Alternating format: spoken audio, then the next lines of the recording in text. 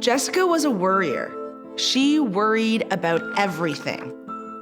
But on the 95th day of first grade, Jessica's teacher gave her something new to worry about. Part of my story is trying to uplift others. I love to be able to help children to make sure that they don't feel alone or afraid like I did when I was a child.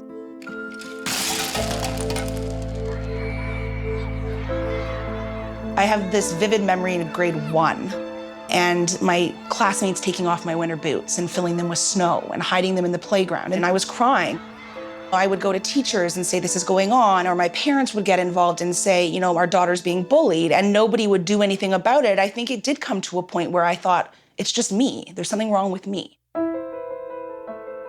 Despite having a loving, supportive family, Emily Wright turned from a sensitive child to one who suffered panic attacks, anxiety, and severe depression.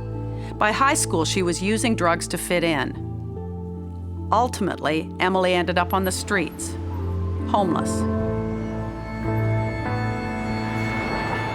It is sort of a nightmare thing, being a crack addict and having to earn money from being a sex worker and panhandling. Yeah, I think for me, it was that first night that I slept on a piece of cardboard, and thinking about how I ended up here and what had gone on was really that moment where I realized, like, I don't know if I can get out of this. I don't know how to go back.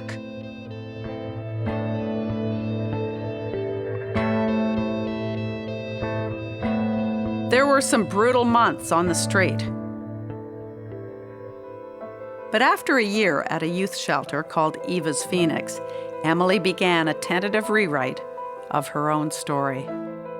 The decision had to ultimately come from within me. And, you know, for me, it was finding confidence and worth and purpose. I got a job in a childcare center and then, you know, realized that I love this.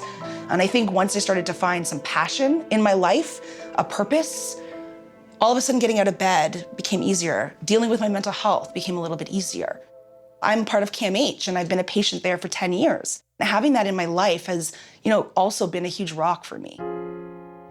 Today, Emily is an early childhood educator on a mission to teach kids about compassion. I talk about issues like homelessness. I talk about issues related to disability, because if we're teaching children, there are leaders in the future. And she sees her tale as a model for hope.